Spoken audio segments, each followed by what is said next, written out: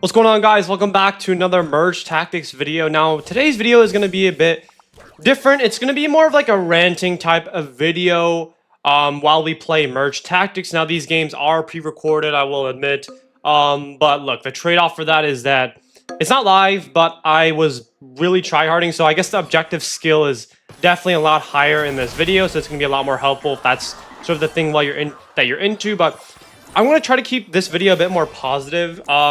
I've already recorded, I can't lie, I've already recorded a take, but I decided to scrap it because it was way too negative. So I'm just going to try to keep things a bit more positive in this take here. No script, no nothing like that. But if you guys have been living under a rock, basically what has happened is yesterday Supercell, the CEO, released his annual statement talking about Clash Royale and sort of talking about what was the driving factor behind the success of the game in the last year, because 2025 obviously had a second prime of Clash Royale.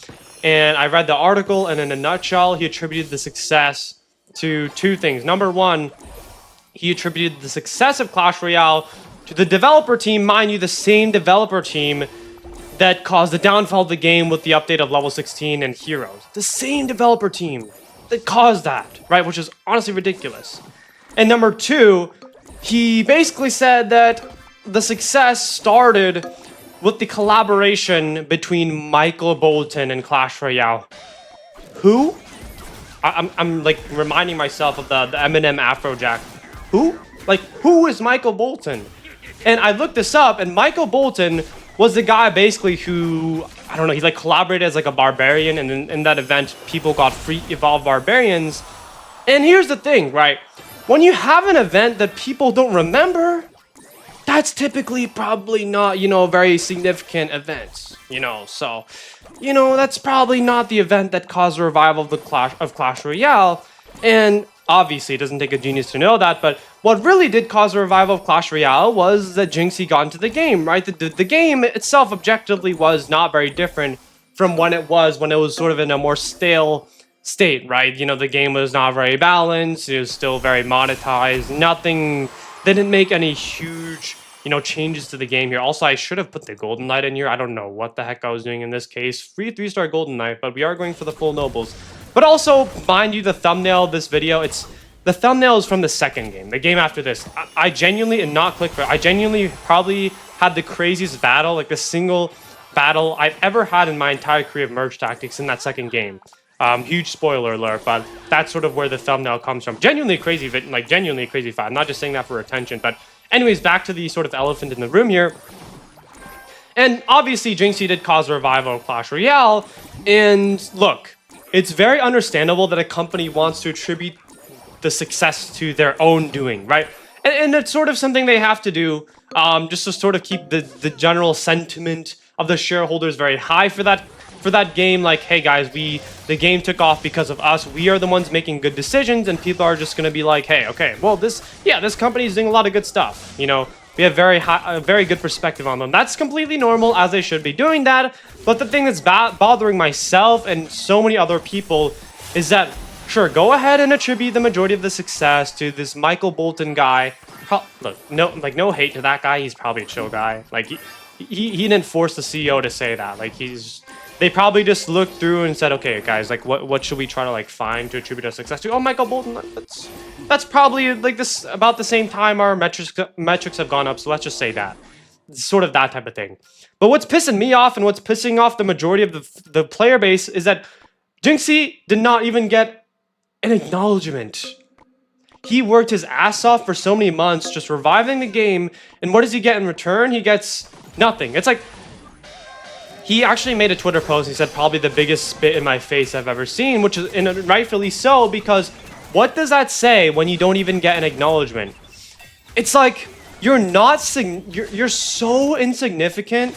Your efforts were just so unimportant that we don't even want to give you a sentence on our blog post. Like, in a blog post, we don't even care enough. I'll try not to be swearing.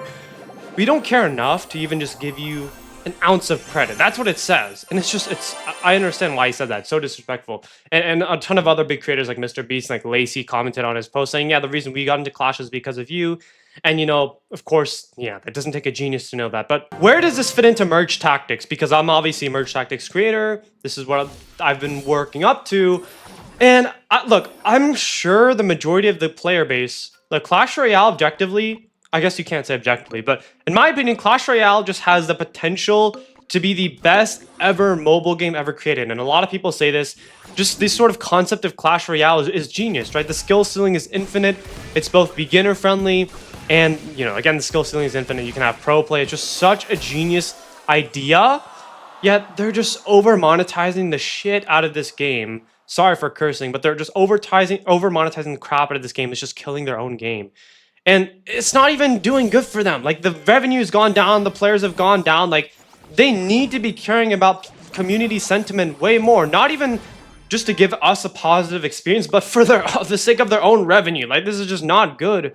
Like, what they are doing right now. And again, as I mentioned, I'm sure everyone just had that sort of lingering thought, like, okay, look, they've made bad decisions with the updates recently, but like, what if behind the scenes they're looking at all this data they're getting, they're looking at what people are saying online, how many players are quitting, and they're like, you know what, this backfired, we need to just really start listening for once, because maybe that'll benefit us, right?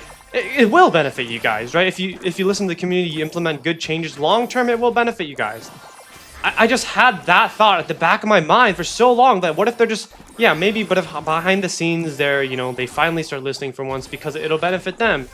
But what this has confirmed is no, they're not doing that. No.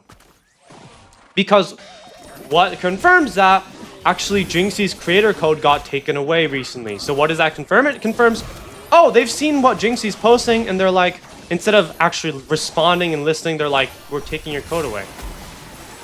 We're taking your code away. You did all this work for us, for the popularity of our game. How are we gonna repay that? Oh, we're gonna take your code away, man. Like, it's, oh my god, it's just, oh my god, it's so hard to stay positive. Look, I try to be a positive guy. I try to be a positive guy on this channel, but oh my god, that is just, it is just so hard to support, like, the company, the game right now.